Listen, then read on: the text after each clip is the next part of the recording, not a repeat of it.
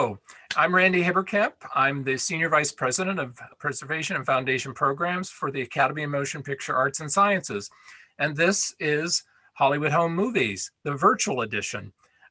Some of you may have been to our Hollywood Home Movie events at the Linwood Dunn Theater or seen us at various film festivals or other presentations. That's great. Others of you are going, this is the Academy. What are they doing with these home movies? Uncle Joe used to show those. I don't want to see those anymore. They're boring. Trust me, this is going to be a really fun show.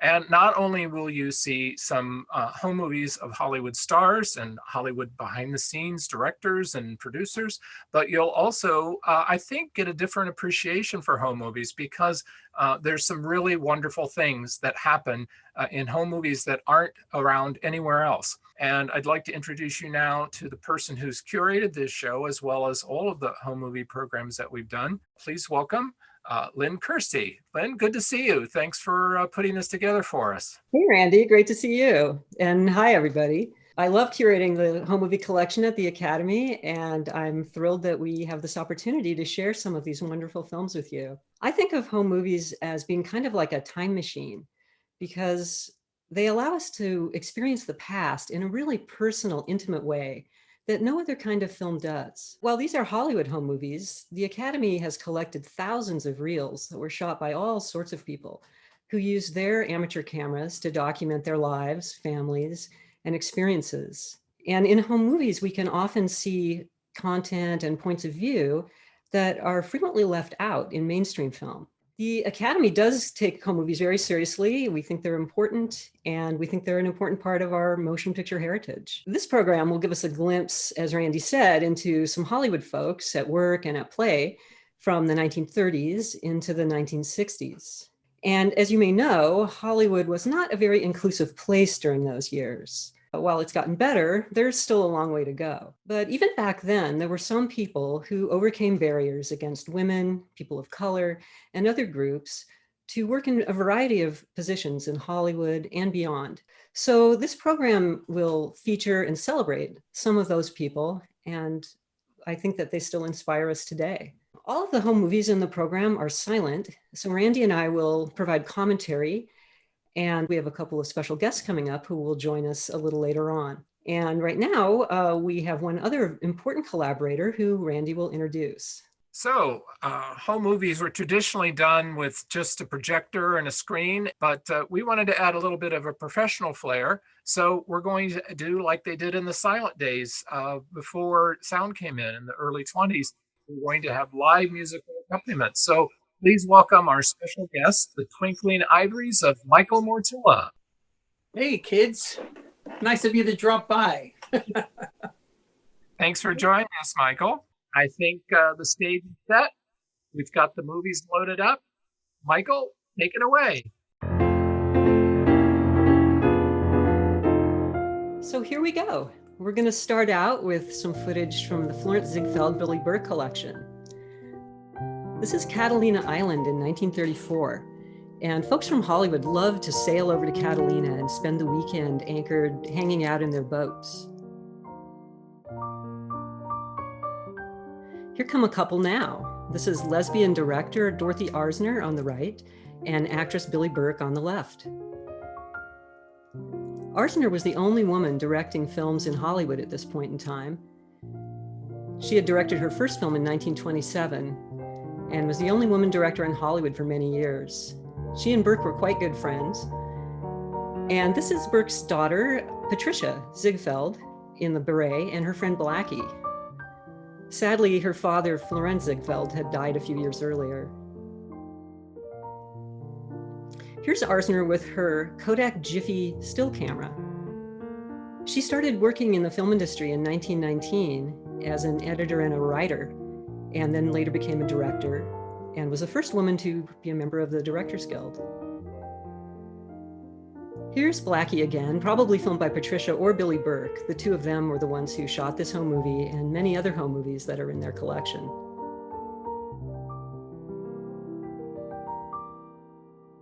And that's Blackie's husband with one of the great white steamers behind him.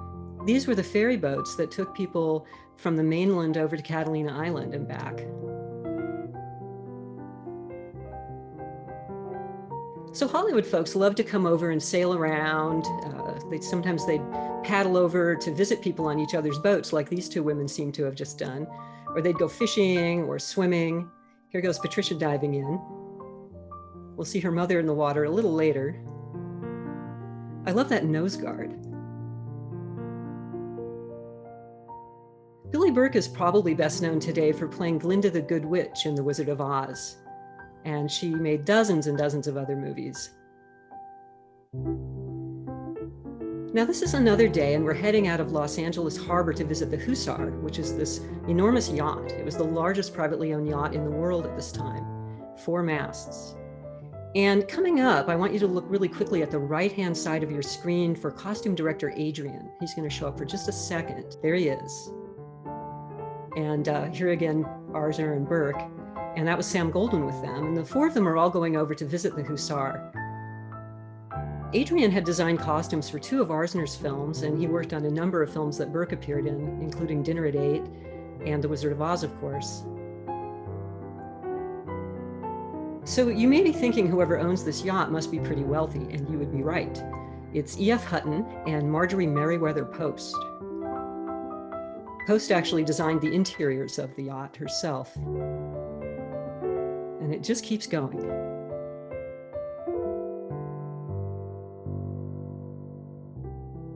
And now we're back over at Catalina in Avalon Harbor.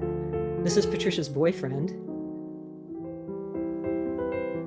And there's Burke in the water taking a dip. Billie Burke actually started off as a stage actress, and she was very celebrated in the early 1900s. And then she had a whole second career as a popular character actress in Hollywood. Dorothy Arzner directed films into the early 40s, and then during World War II, she directed training films for the Women's Army Corps.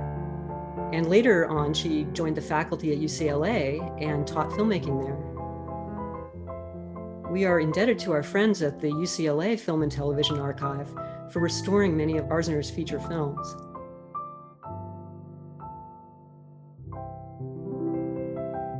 And that's our little look at Billie Burke and Dorothy Arzner. That's really great footage to see, Len. I love seeing Catalina, but I think if I'm not mistaken, we've got some color footage coming up as well. So that's even more exciting. Yes, we do. The next home movie is Catalina in 1935, shot in early Kodachrome by actor Gilbert Rowland. And this film has some footage of William Haynes, who was a very popular actor in the late 20s and early 30s, but who had just recently been blackballed by the Hollywood studios.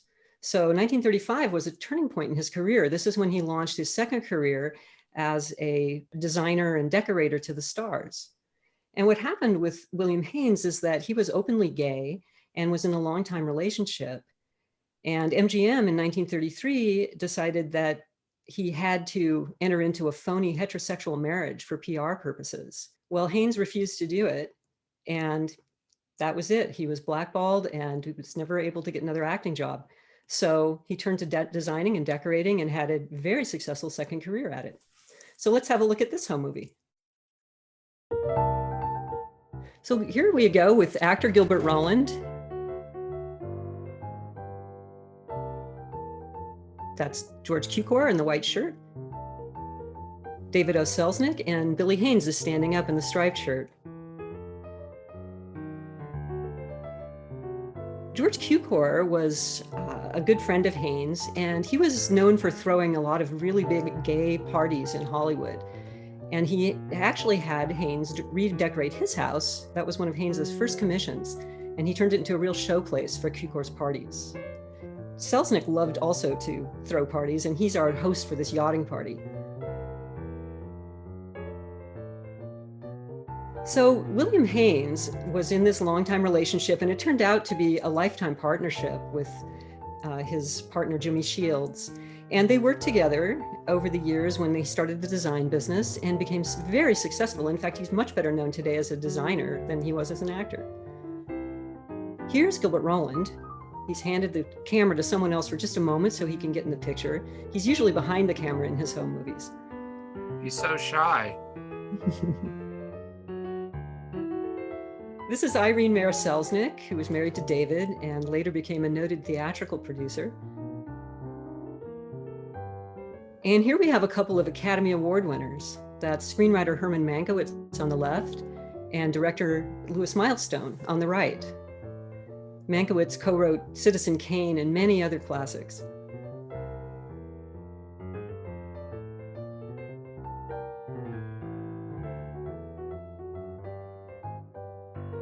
There goes Tarzan diving into the water. That's Johnny Weissmuller. As we saw in the previous home movie, people would go visit each other on their yachts and their boats. They usually would actually, come over in a boat, but Weissmuller just paddles over on his longboard.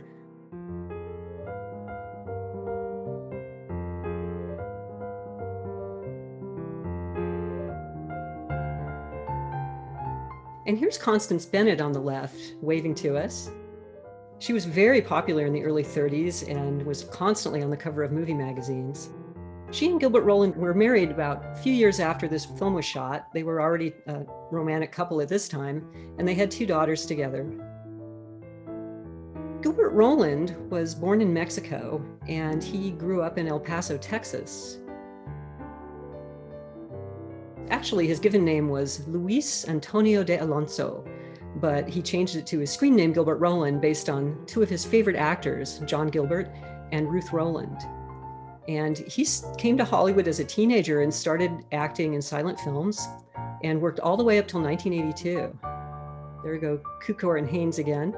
Haynes also decorated Constance Bennett's house and also redid her sister Joan Bennett's house, as well as many other Hollywood folks. Bennett, as well as being an actress, had her own line of beauty products. Now, Gilbert Roland originally intended to be a matador like his father and grandfather, but then he fell in love with movies, came to Hollywood, and first worked as an extra and then became a fine actor, and also shot some great home movies.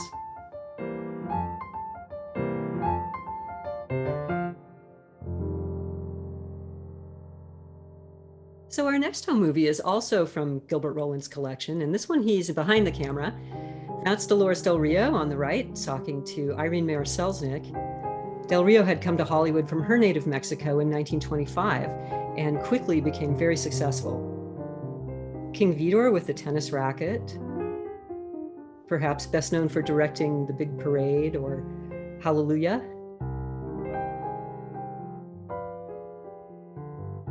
And this is Elizabeth Allen. She had recently acted in films like David Copperfield and A Tale of Two Cities.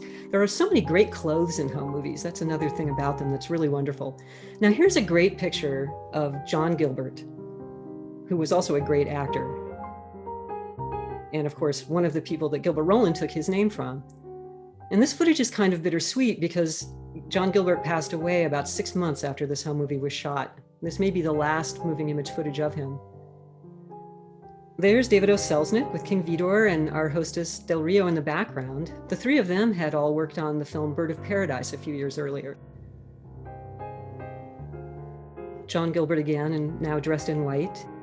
Del Rio had introduced Gilbert to her good friend Marlene Dietrich, and Gilbert and Dietrich were now a couple.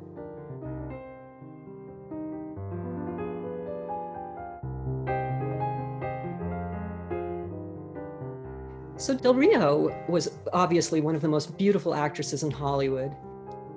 And she was a huge star at this time, but she eventually got tired of the kind of glamour girl parts that she was offered in Hollywood, and she really wanted to stretch herself as an actress. So she went back to Mexico, where she had a range of roles and became a really important figure in the establishment of the Mexican film industry.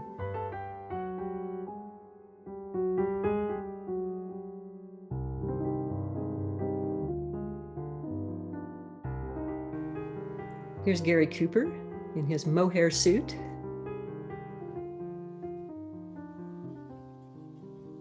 He and Dietrich will soon start working on the film Desire.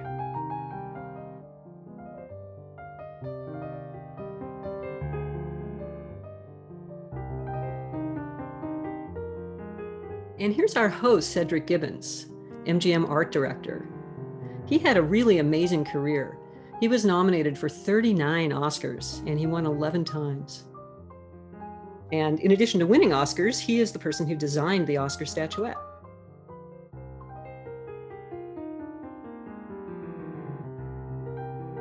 Gibbons loved to play tennis, and he and Del Rio hosted parties like this one almost every weekend at their home.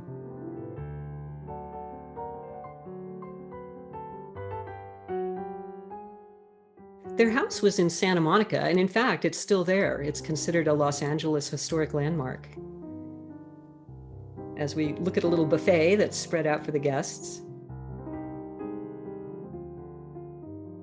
The woman in the braids is Rocky Cooper, who was married to Gary Cooper and was Cedric Gibbons' niece. And I don't know what King Vidor is trying to tell us about his teeth. You can see a little bit of the house in the background. The style is streamlined modern, and Gibbons helped design the interiors for the house. Marlene Dietrich, who was good friends with both Del Rio and Gibbons.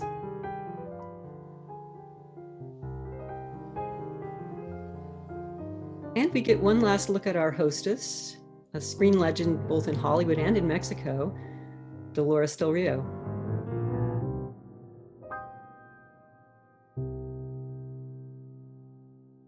And now we're headed up to the Bay Area with cinematographer James Wong Howe. Here he is. Howe's traveling with his partner, Sonora Babb, and several of their friends. Babb's sister Dorothy, the novelist James Hilton and his wife Alice, and Hungarian photographer and actor Charles Corvin.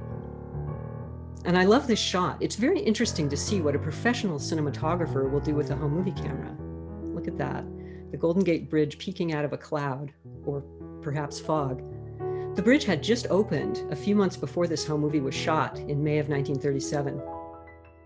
Here come our traveling companions. This is Sonora Babb in the fur collar.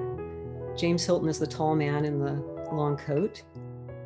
And that's Alice in the red scarf and Dorothy Babb in the longer scarf on the far left. And I love this because here's James Wong Howe getting out his light meter to set up, a home movie. You don't see that very often.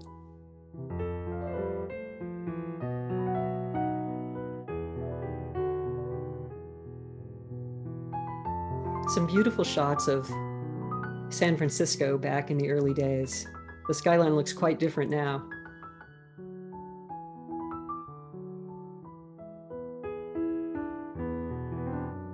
And now we're heading out over the Oakland Bay Bridge, which had just opened the year before in 1936, and was at this time the longest bridge in the world. And we're on the top level, which was for cars. There was also at that time a bottom level for trains, which was later removed.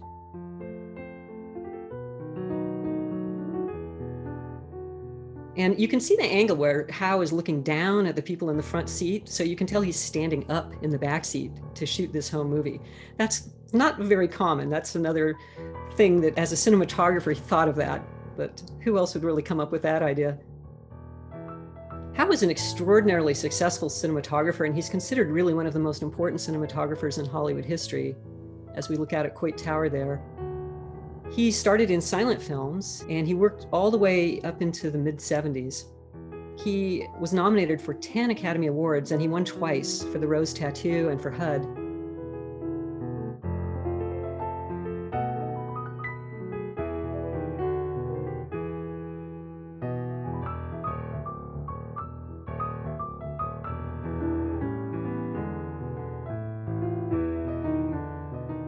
He and Sonora Babb were a couple from the 30s onward, but they weren't allowed to get married at this time because there were laws in the United States against interracial marriage.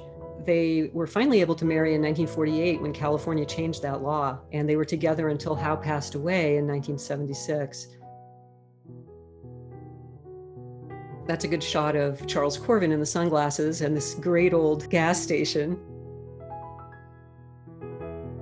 And James Hilton, now he was a novelist. He wrote Lost Horizon, Random Harvest, Goodbye Mr. Chips, all made into successful and popular films. And this is a typical home movie gag. Oops, we forgot somebody. Sonora Babb waves Howe back into the car. They seem to really love each other. Bab had an interesting life in her own right. She was a writer. She wrote a really good novel called Whose Names Are Unknown about her experiences in the Dust Bowl and working for the Farm Security Administration. And I really recommend it. Now we're in San Francisco's Chinatown with some beautiful shots of the buildings.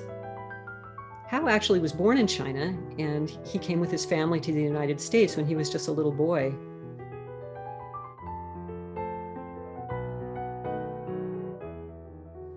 Some cute kids.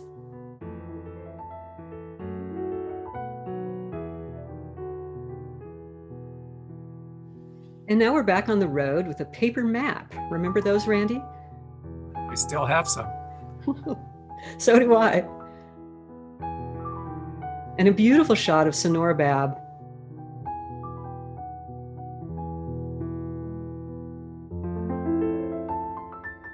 And there's Hao in the side view mirror. Let's hope he's not driving.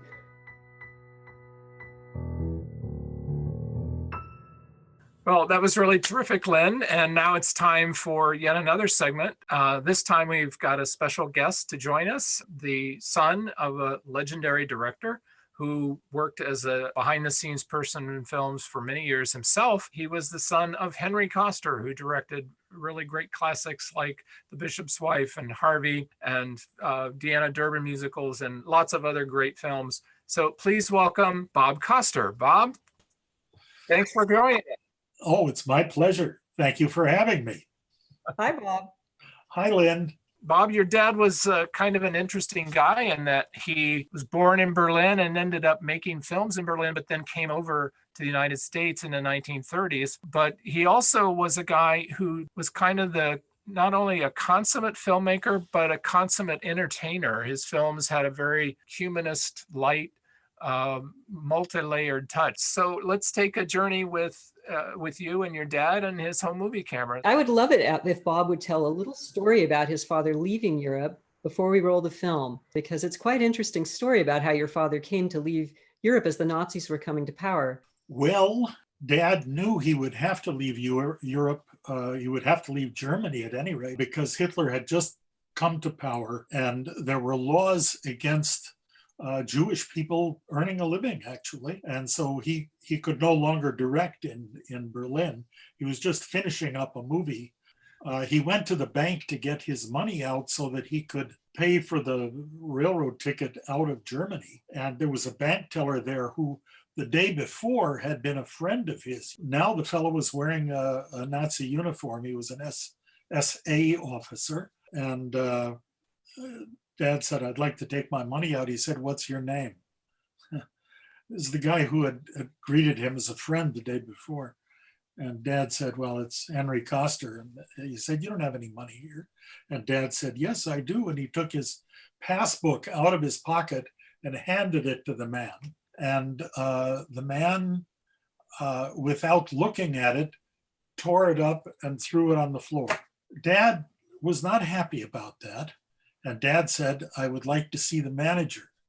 And this guard said, "Mr. Schmidt is not here." And Dad said, "Well, then I'll wait for him." And Dad sat down at the man's desk. And they waited a few minutes, and the guard realized Dad wasn't going to leave. And he said, "Hold on a second." And he picked up the phone. He dialed a number.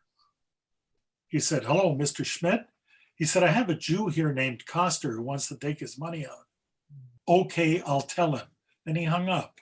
And he turned to Dad and he said, "Mr. Schmidt is not here." And Dad said, "Well, wait a minute. You were just talking to him on the phone." And the man made a really bad mistake at that point. He said, "Wait, you Jew bastard, you're calling me a liar?" And Dad lost his temper and picked up the telephone in his hand and knocked the man out with it. And Mr. Schmidt came and pulled Dad off of the teller and hustled him out the front door and took some money out of his own pocket and handed it to my father and said, "Look, you take this money and you go to the railroad station and leave the country right now." And Dad said, "But I'm on my lunch hour." "Doesn't matter. If you don't do that, you'll be killed." Dad left Germany on his lunch hour, with the clothes on his back, with whatever money this man had given him. And he went to France. He happened to have his passport in his pocket. That's how he left Germany. That was 1933. He wandered around Europe, stayed in Paris a little while, went to Budapest, re-met, since he had known him before, Joe Pasternak, who was working in Europe for Carl Laemmle, the owner of Universal. And Pasternak, who knew my dad, hired him as a director, and they did 4 movies together. After he had made these movies, Laemmle hired him to come to Hollywood in 1936. And the movie that Dad made, which was called Three Smart Girls, with Deanna Durbin, and the movie following it, which was 100 Men and a Girl, brought Universal out of bankruptcy.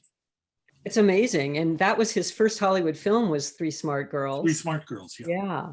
Well, maybe we should have a look at these home movies when we can see him actually coming over to the United States, and we'll go from there. Oh, here we are. Those are people waving him goodbye in Austria when he got on the train to go from Vienna around Germany, because they couldn't go through Germany.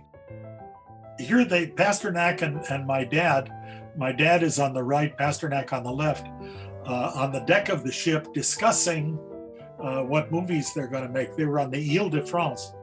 In those days, one of the really luxurious cruising ships.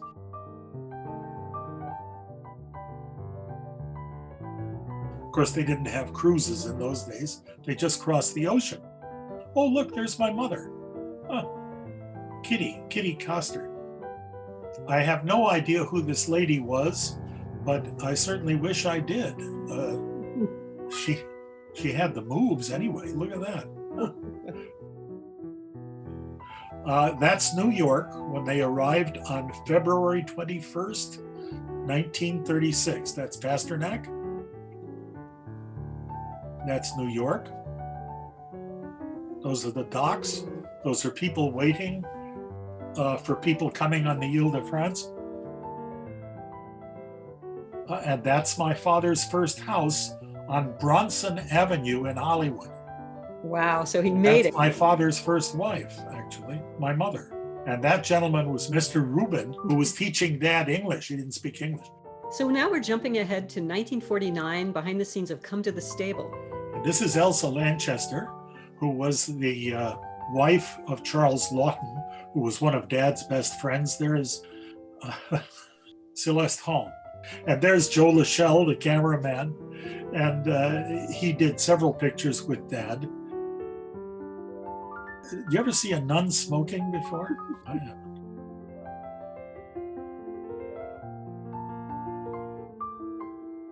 Celeste Holm and Loretta Young were the 2 major nuns in the picture.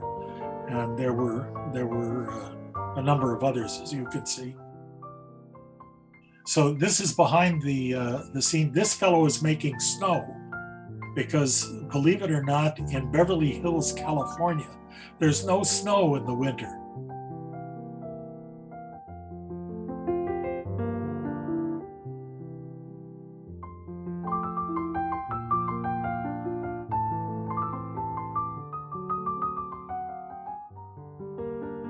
That was Hugh Marlowe. This is Thomas Gomez. And the lady's name? Marion Martin. Marion Martin. She plays the manicurist. And here is obviously Loretta Young, who needs a manicure. Oh, I guess not. She's doing all right. Oh, look, there's my stepmother, Peggy Moran, with Celeste Holm. And Celeste is bouncing a tennis racket. And there is Loretta Young with her daughter. What was her name again? Judy, yeah. And that is the daughter of Clark Gable with Loretta Young, although you're not supposed to know that. And there's Hugh Marlowe with his wife. Yeah, K.T. Stevens. K.T. Stevens, of course. Joe Lachelle trying to sneak off the set. He failed. His assistant, this gentleman, was Ray Wise Mala. He was born in Alaska. And he was the first Alaska native to work as a cameraman in Hollywood. He also did quite a bit of acting in the 1930s and early 1940s. And then he decided he was better off as a cameraman, so he became a cameraman. And he was very good at it.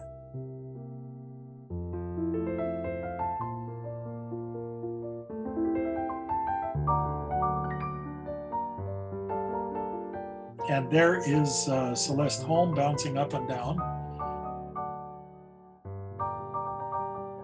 And there's Ray Mala. He worked with Lachelle on the film Laura, and also he worked on Shadow of a Doubt, the Hitchcock film. Well, Lachelle was kind of his mentor in doing camera work.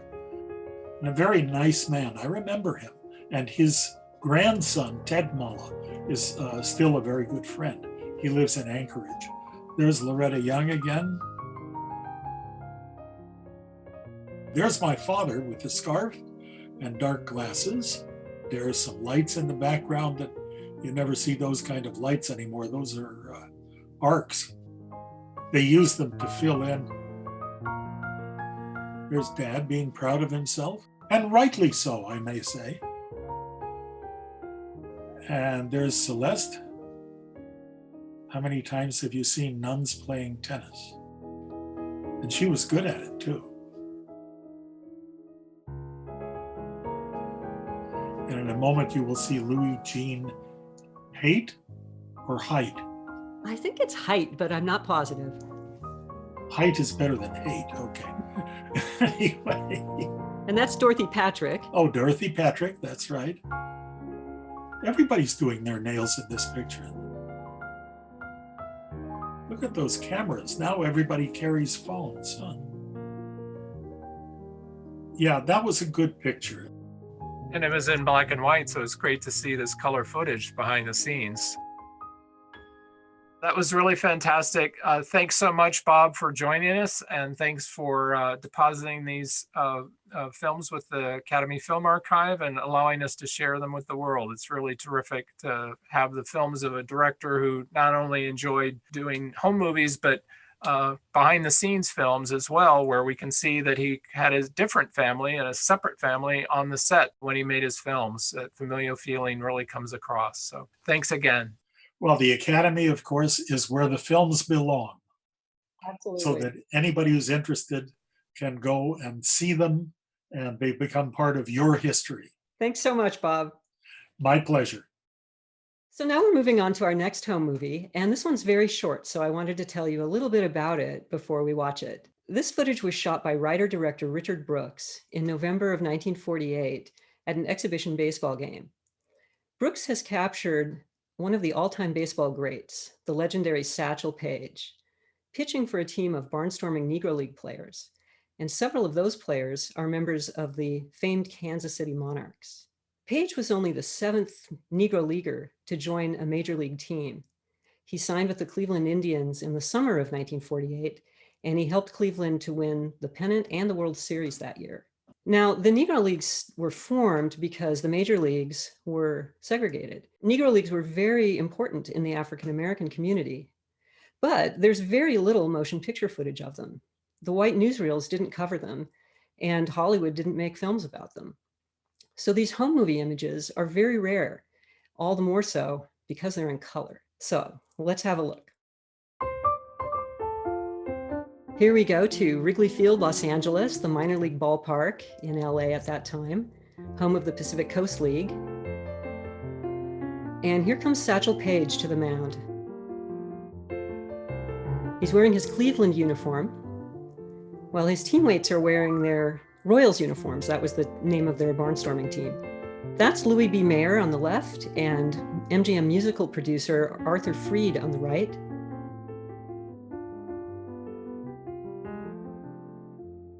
Number 30 walking out to the mound is Gene Bearden, who was a rookie phenom for Cleveland in 1948. And his team is called the Bob Lemon Gene Bearden All-Stars. They're a team of major leaguers playing against the Royals. So, beautiful shot of the ballpark by Brooks.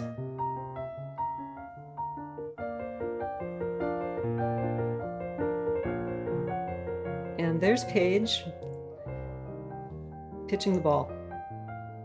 And that might not seem like a big deal, but I have never seen any other footage of Page pitching in a game. I hope there's some out there, and I hope someday we find it.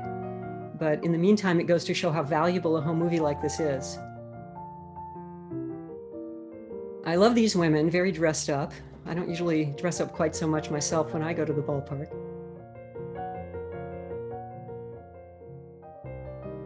So Page is pitching the first game of a doubleheader, and he wins his game against Gene Bearden. And then they move on to the second game, and the Royals lose that one, so they even it out. There's producer Bill Getson with some other spectators in the background. The MGM folk may be here because they're working on a film right now called The Stratton Story with James Stewart, which is a baseball-themed film about Monty Stratton. And Gene Bearden is actually in that film. He has a part as one of the teammates of Jimmy Stewart's.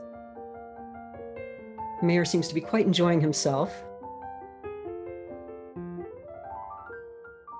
There's Gene Bearden in the gray, sitting with the MGM folks and signing an autograph. And now we get the Goodyear blimp trailing an advertising banner, and that's the end. And now we're heading up to San Francisco for the premiere of China Gate. This is the Fox Theater on Market Street. And the film was directed by Sam Fuller. It was also written and produced by Sam Fuller, and he got 20th Century Fox to distribute it. Given that it was not a big studio production, the premiere is a little more kind of homegrown than your typical Hollywood premiere. So we have some local talent to entertain the premiere attendees here. Sam Fuller often made his films outside the typical studio system, and that way he got to make the films he wanted to make, as opposed to what he would have been given. So sadly, Angie Dickinson wasn't able to make it to the premiere, but both Gene Barry and Nat King Cole will show up in a couple minutes. Nat King Cole had made a number of films prior to this, but he always played the part of a singer or played himself. And in this film, he actually got to play an actual acting role. He played a soldier, and he was probably drawn to the part because the film had an anti-racist theme. Cole, of course, was already a hugely popular singer at this time.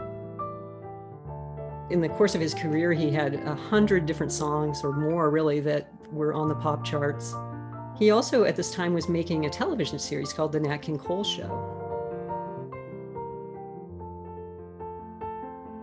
So here come our celebrity guests. That's Sam Fuller in the front of the limo. That's Maria Cole, who just got out with a white wrap. Gene Barry getting out now with his wife, Betty. And here's Nat King Cole, posing for some publicity shots. Maria Cole was also a singer, and of course, her daughter with Nat King Cole is Natalie Cole, another very famous singer. Gene Barry may be best known for playing Bat Masterson in that TV series and had many other film and television credits. He's also in the Fuller film 40 Guns, and some of the other actors from that film come to the premiere as well to support Fuller. So Cole goes over to talk to some of the little girls. And I think he's just very sweet about this. You can tell he's asking her name, and he doesn't quite hear it, and he asks her again.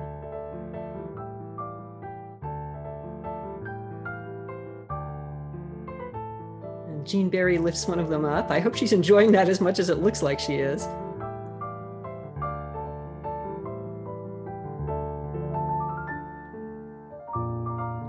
Nat King Cole takes a turn with the baton. He's very talented, why not?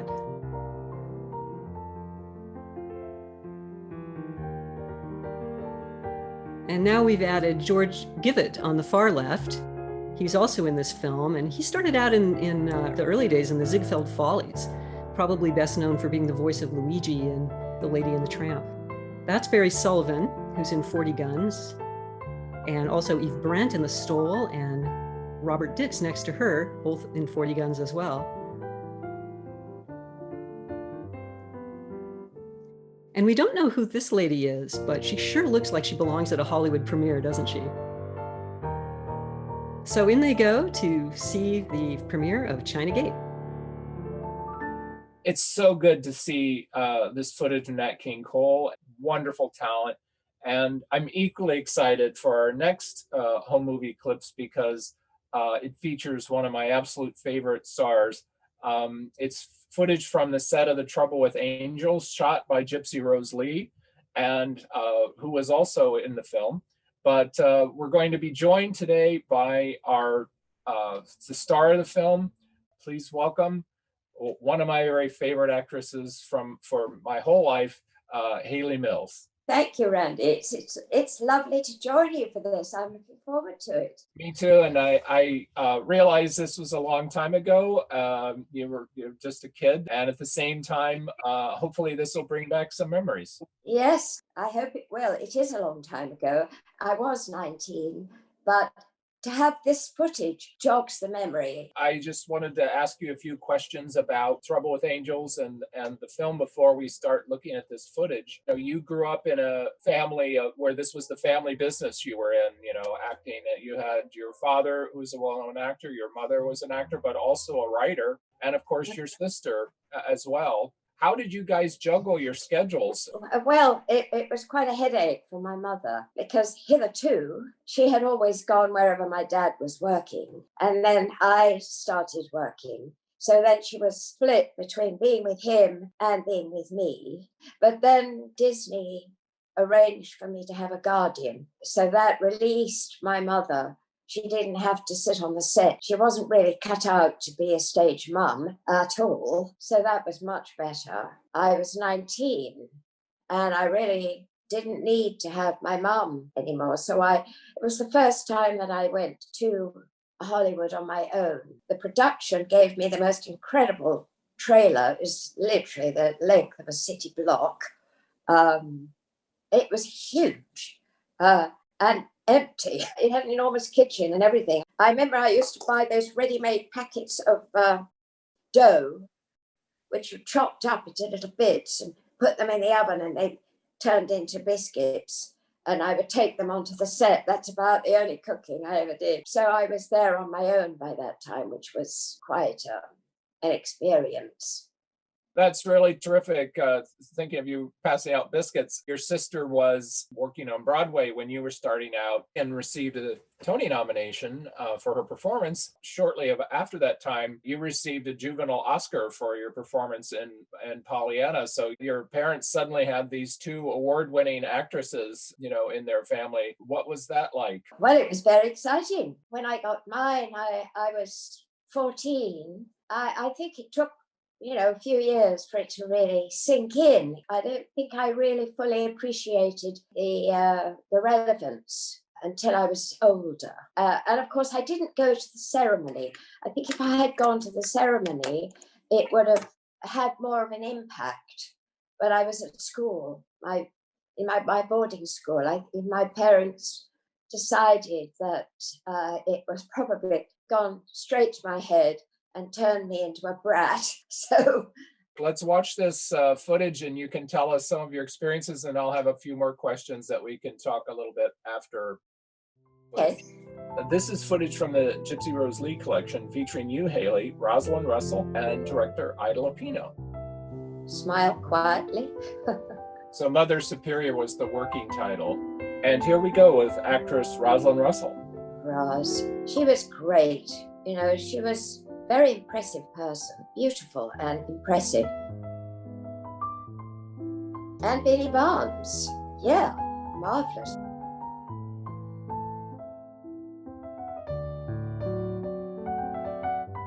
There's Ida Lupino directing away. Oh, Ida. Yes, probably very good. I didn't decide to become a percussionist. I don't think I had a great talent for it.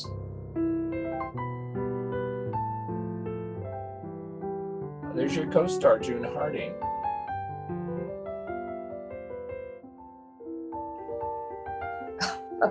June, you're so good, such a sweet girl. So this is at the Greystone Mansion in Los Angeles. Oh, gosh, yes. All that fake snow. If you sneezed, it went straight up your nose. Oh, and there's Mary Wicks. She's so wonderful. I loved her.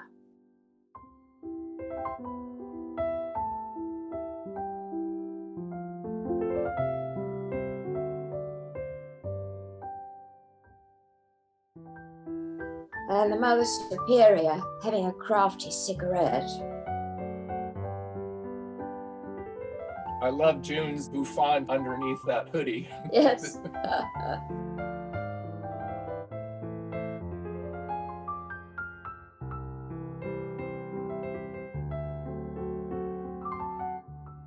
They had to keep putting this white powder onto our backsides because we're supposed to have fallen down. But of course, the more you walk, the more the powder fell off, which was quite funny, really, particularly since it was probably about 90 degrees heat. And the whole crew were sweltering and wearing Hawaiian shirts. And we're having fake snow put all over us. So that's show business, I guess.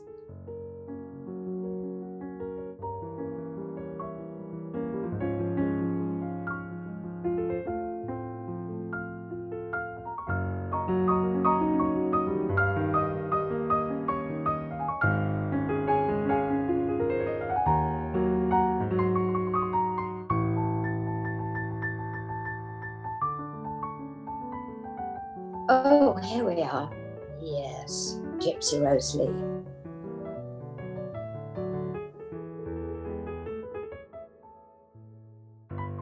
I was thrilled to meet her, actually. It was extraordinary. I never thought I would meet Gypsy, because I've seen the film by this time. And here she was, standing in front of me in the flesh.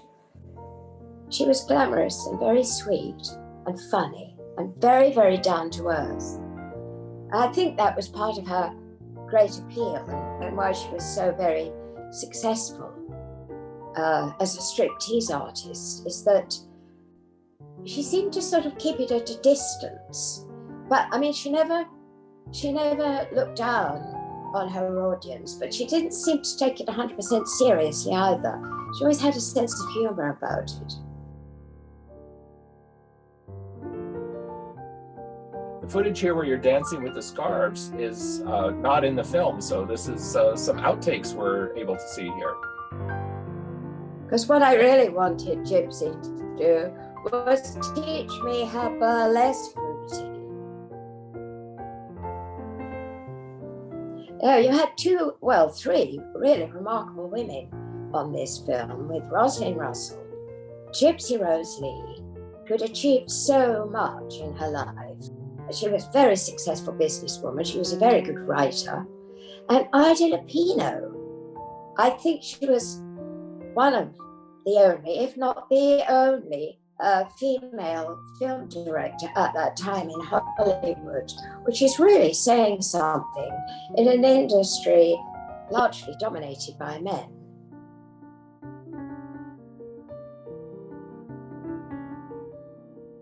And Ida seems to be directing everybody here very specifically on what she wants people to do. She was very decisive, very sure, very absolutely clear about what she wanted. There was no sort of faffing around.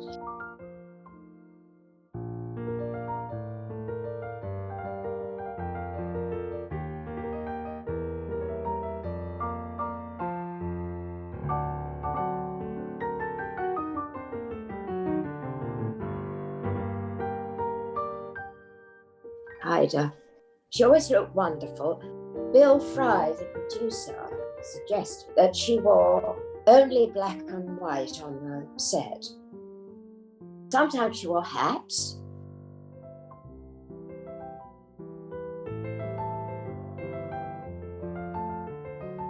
I wish I knew what she said.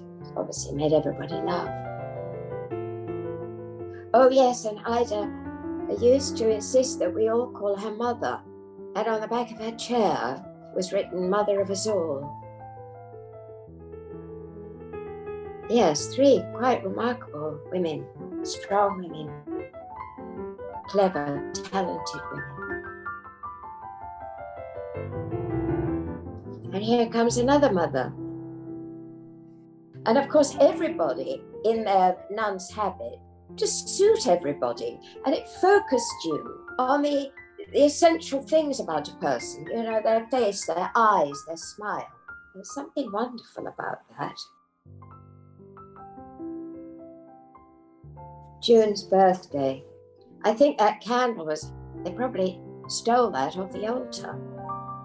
I don't know how old she was. I think she was certainly older than me. Yeah, I think she was about 28, about almost 10 years older than you.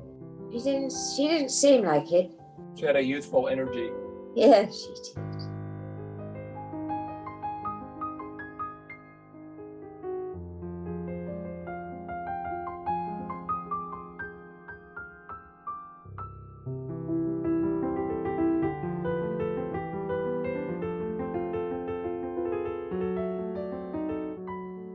I wish I could lip read, know what we were talking about. She was great. She had such gaiety. Gypsy's holding a small microphone there. She'd bring along her small portable tape recorder and microphone because not only would she shoot home movies, she would record sound. She'd take that wild sound and add it to the home movies later, along with little interviews. And sometimes she'd edit them together and show them on her very popular television show, The Gypsy Rose Lee Show. Oh, a bit challenging after all that cake.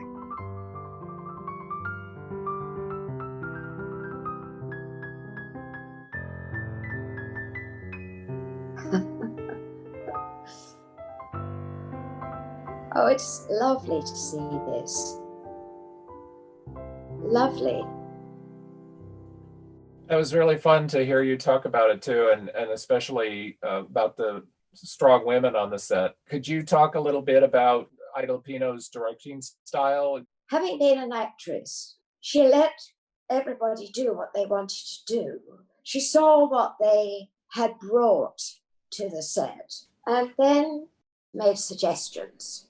Some film directors, surprisingly, leave it up to the actors, and their interest is more in where they're going to put the camera and how they're going to cut the scene. Their overall vision. So they leave what the actors are doing up to the actors. And then you've got directors who give so much attention to actors and leave all the technical things to their cameraman and editor. And Ida had a very good idea of both. She certainly made me feel confident, and I trusted her.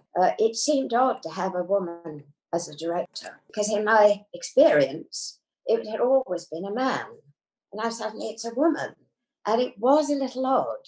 And then I began to enjoy it. I really appreciated it. I really liked her. And that sort of changed my perspective, I suppose, about what was a woman's role, what was a man's role. And then here was this very successful woman director who didn't have to deny her femininity. She didn't try to be manly, you know. She didn't wear suits and march about, which sounds like a silly thing to say, but, you know, she was just herself. And I think that's why, looking back, it's rather sweet and rather clever of her to say that everybody had to call her mother. You know, everybody else except the cast on the set were men, except for the makeup and the hair and the wardrobe department. So if you're calling the director mother, you're going to be a little bit more respectful. They've all got mothers. I think it was quite clever. And mother of you all. You know, I'm not challenging you. I'm not competing with you. So one of the interesting things about Ida Lupino is when she was an actress in the early 30s, she already had a career going in Hollywood, but she contracted polio, and her contract with Paramount was dropped because of her illness. During that time, when she thought maybe her acting career might be over, she realized that, well, intellectually, she was fine. You know, she could still write. It was then that she began thinking about directing.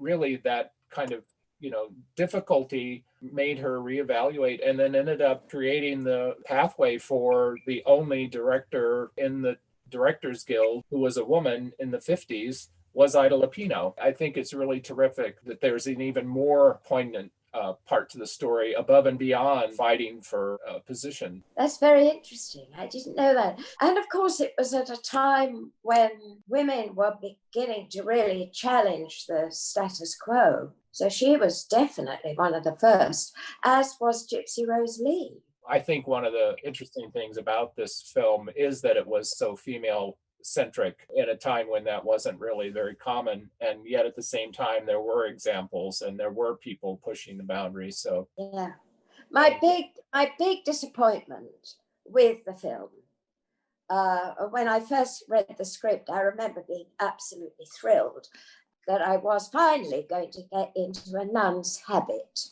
because like so many, I'm sure, like so many girls, something terribly romantic about being a bride of Christ and a life of contemplation and public service. And apart from anything, wearing all those wonderful things, you know. I did think about becoming a nun, actually, for a while.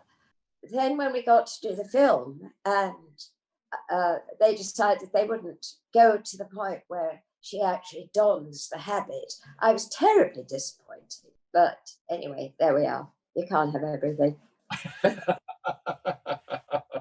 And you're writing your memoir, I hear, so that's really fantastic. I look forward to that. Yes, I am. So you've stirred up the old phagocytes, so thank you very much.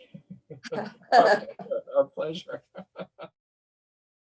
For our last segment, we've got a very special treat. One of the other things that the Academy has is an oral history program. We've been shooting interviews with a lot of people from all various branches of the Academy. It's really fantastic to have their memories recorded. We realized that we had a very special oral history, one with Gregory Nava, where Greg not only talked about growing up in San Diego, but also narrated some of the home movies and watched them with our moderator at that time. So we're going to show these with the very special sound of a projector in the background, which I think is very nostalgic for me. If you have a home movie projector, you'll probably recognize what's going on. And at the same time, you'll hear his live reaction to these films and the people in them.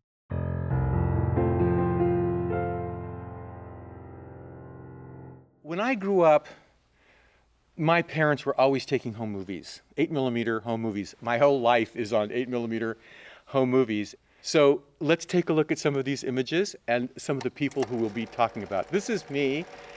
I think it's my 3rd birthday. Happy birthday, Greg. And that's my older brother, John. And he, of course, has become a very, very famous painter. He did all of the tapestries on the inside of the cathedral in downtown Los Angeles. And there I am on the right, the younger brother. And that's our little house in San Diego. We were very poor, and we lived in a little, clapboard house behind another house, right? There's my mom. We didn't have a lot of money, but she always made sure that we were always clean, very well dressed. She was always very well dressed. There you have a really nice look at our little house that I was raised in as a child. And there's my grandmother, Sebastiana. She was Basque from the Pyrenees. And we were very, very close. The family, all of us were. And she was a great, great lady. And there's my grandfather in the middle. Aita, we called him, which means father in Basque. And you see the man in the Hawaiian shirt is named Paul Nelson. That's my father with Paul Nelson. And they were buddies in World War II. There's so many Latinos fought in the war, but their story was never told. The first time a Latino GI's story was ever told was on my TV show, American Family, and that's the reason I did it. Now this is my brother and I, and we're going down to Mexico to my grandfather's ranch. That's my Uncle John with my dad, and this is my Uncle Martin, who was the great villain of the family, who was characterized in the film A Time of Destiny, played by William Hurt. And there we are going down to the ranch with the beautiful Matilaha poppies that would grow wild.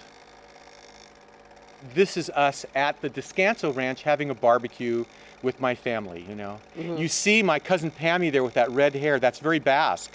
And Melissa Leo, that's one of the reasons I picked her for the role of Josie in A Time of Destiny, because she had that brilliant strawberry blonde hair, you know. That's my Aunt Jessie on the right there. And there's always a character in all of my films that's based on my Aunt Jessie. That's Toya. She was married to my Uncle John. She's indigena from Colima. And, you know, you see all this mixture of peoples that were at the ranch. And, you know, I based a lot of characters on Toya. She was a very strong woman, very resilient, you know. You ask my father what was his most important thing, he would say, I'm a father. He was raised without a father. Because in the late 20s and early 30s, there was this tremendous thing that is very little dealt with, and I deal with it in the film Mi Familia, and this is why I dealt with it in the film Mi Familia, where they had the deportations, where they blamed the Depression on Mexican people who were taking away jobs from real Americans. You know, my Mexican grandfather was an American citizen. They took his citizenship away, his papers at the border, and he was sent back to Mexico. He disappeared. And my father was raised without a father. And so that to him, that was more important to him, that he wanted to be a really wonderful father. And that's another reason why in my films, there's very positive father figures. There's my dad. Look at him. Such a handsome, beautiful man, huh? Look at them. There's my grandmother. She never liked to have her picture taken, you know. And there's my Aunt Lucy, and she's pregnant. You see how my Aita is playing the saxophone, being a real clown? And there's my Uncle Vale from Tijuana, and he's playing the trumpet. And he owned the car dealership in Tijuana. It was very wealthy. And my cousins, Valito and Josie. And my Aunt Lucy, and she was so beautiful, my Aunt Lucy. You know, she reminded me of like Evita, you know, because she would come to our house in furs and in diamonds. You know, in our family, the Mexican family was the wealthy family, and we were poor. You can see that the women of my family are very powerful and very assertive, aren't they? Incredible. And it's so sad. One of the great tragedies of my family. You see my Aunt Lucy there. She's pregnant. Mm-hmm. She died 2 weeks after this movie was taken. In looking at these movies, when I saw that film that you just saw, and I saw my Aunt Lucy, and I hadn't seen her and thought of her for so many years, all of these things came back to me. And I realized how much the things that happened to me with my childhood, the contrast between these worlds of Mexico and the United States, you know, the personal tragedies around people like my Aunt Lucy, like my grandfather, you know, the war experiences of my father, my Uncle Martin, who was such a bad guy, you know, all these faces, and the names, you know, Irene, Tony, they're all the names of my aunts and my cousins. And I saw all these faces looking at me from this movie, and I was seeing all the characters of my films.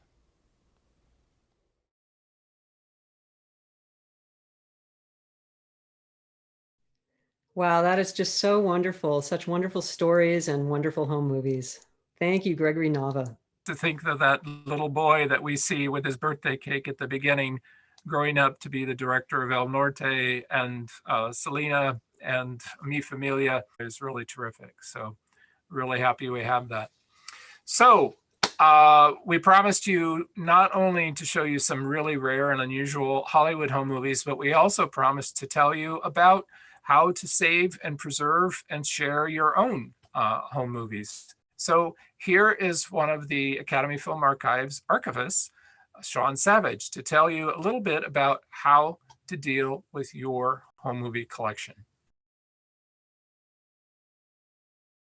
I'm Sean. I'm an archivist at the Academy Film Archive, and I've been working with home movies at home lately. But that's my job. You may have home movies that are your own. Of course, if you have a working projector and you want to run them from time to time, that's great, since that's why they were made in the first place. But more likely, you've probably encountered family films from a previous generation, and you may not know what to do with them. They might be in cans or boxes, or could be different gauges, 16 or 8 millimeter, Super 8. The main thing is that film likes to be cool and dry. So if you've got a closet where the temperature doesn't fluctuate much, that's probably fine. But a hot attic or the garage or a dank basement would not be good. And film likes to breathe, so keep them individually in containers that aren't totally airtight. These are fancy archival cans that we use, and they're sort of designed to circulate air. But, the original box or can should be fine as long as it's not totally sealed, which means we probably want to take them out of plastic bags if you find them like this. And sometimes you'll find rubber bands wrapped around the film, and that's no good because that's just going to dry out and leave a mess over time. So the best thing to do is to find some artist tape and just, tape the ends down that way. A lot of people had their home movies transferred to VHS in the 1980s, and if you look at them now, they probably don't look so great. The speed could be wrong, or the image might even be flipped horizontally. You may have had better luck with DVDs in the 1990s or 2000s, but in any case, never throw your home movies away. There's always going to be a better technology to get the most from the film image, and your original reels are probably going to remain more stable than any format you transfer them to. If you have no use for film reels at the house, you can donate them to an archive. This is not a pitch, but at the Academy, we collect all kinds of amateur films, not just those of movie stars. We're particularly interested in things that document life in Southern California. But wherever you live, there's a good chance that there's a regional archive or historical society that may be interested in them. I think the best way to re-engage with home movies is Home Movie Day. And these are events that happen all over the world, usually in October. And they invite you to bring your reels in and watch them with other people in your community. You'll find moving image archivists on hand to help guide you. I recommend going to homemovieday.com to find out what's happening near you. And this is also the site for the Center for Home Movies, and there you'll find resources on everything you need to know about what to do with your reels. Well, thank you, Sean. That was terrific. And I hope everybody out there with home movies got a few good ideas about how to take care of them and to remember to always keep your original films. Now we'd like to wrap things up by thanking all of our collaborators and contributors and special guests. Randy? Yes, well, I also want to say, thank you to Sean Savage for bringing the special guest of the hula dog, because you can't have a Hollywood home movie show without some trained canines involved, as far as I'm concerned. Anyway, thank you, Lynn, for curating this whole show. I'd like to thank Michael Mortilla for bringing the musical accompaniment to bring them to life.